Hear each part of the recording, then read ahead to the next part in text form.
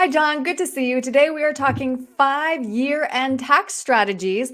There's only a few months left in the year, so now is the time to start planning. We are still, of course, very firmly in a bear market. Both stocks and bonds are sharply negative, and the market has lost nearly a quarter of its value since the beginning of the year. But we're going to talk about how some of those negatives offer unique opportunities. And first on your list here of considerations, tax loss harvesting. What is that? Yeah, so before we begin, what is tax loss harvesting? This is for non-qualified accounts. So this is Mhm. not for your retirement accounts, your IRAs, or your 401ks. This is for an individual, a joint, or a trust brokerage account where it's taxable every year with capital gains. So tax loss harvesting is the ability to take advantage of a down market, just like we are now. And you can sell some of your investments that have now taken hits and are in losses. And you can offset up to $3,000 per year of losses against ordinary income.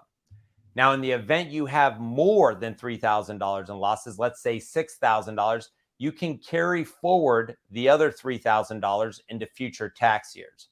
So it's a great opportunity to take advantage of a down market and reduce some of your taxation.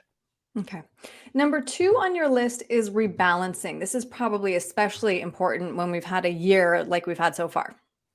Yeah. And again, we're talking about a non-qualified account. So rebalancing, whether it's a good or a bad market, Brookstone is constantly looking and evaluating our clients' portfolios and rebalancing to make sure we're not getting too much risk or being Mhm. too ultra conservative. Right. Because if stocks or bonds based on their performance, if they go up too far or down too far, then your overall portfolio allocation is out of whack. The other thing about rebalancing, and we did this during the COVID crash, and we've done it throughout periods of time. A lot of clients that may have some legacy stocks or holdings with large capital gains, we do a little bit of tax gain harvesting during this period. The investment value isn't as high, so we're able to sell some of those old holdings with large capital gains exposures and use the down market to help rebalance and diversify their portfolio even further. Okay. All right. Well, that makes sense. All right. Next on your list, I don't know, John, if it's because Halloween is creeping up. Beware phantom income. Either way, it sounds very scary. Yes, the ghoulish phantom capital gains of a mutual fund. Probably, Aaron, the biggest tax mistake I see come across my office with prospects and new clients, Interesting. whether they're do-it-yourselfers or they have advisors who aren't paying attention to taxes. Mhm.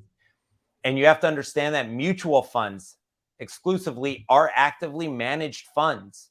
Therefore, when those managers make trades on your behalf throughout the year, whether it's a short term capital gain, which is taxed at a higher ordinary income rate, or the more favorable long term capital gain, you're having capital gains taxes triggered even in the event you're not taking a distribution and enjoying the money spending it.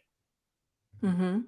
And next on your list, John, is something that we've talked about a couple times before because it's something that you consider really important, Roth conversions. Yes. So now we're looking at those qualified retirement accounts, specifically the IRAs. So Hmm. November is often a year where I'll call in my clients and we'll discuss Roth conversions because we know what their income's going to look like for the year. But now, even better, the market's down. Your IRA account value is down. So now you have the ability to take some of that IRA money, convert it to a Roth IRA, and when the markets do recover, you will get the recovery and future growth of that Roth IRA tax free. So, you have to make sure you can trigger a lot of different tax torpedoes. You have to make sure you're doing the Roth conversions with a strategy and a plan, taking into consideration current and future taxes. Yeah, good point. But when done correctly, they can be a huge boon. That's great. So Very next, powerful. next RMDs, required minimum distributions. Why is that on our end of year list?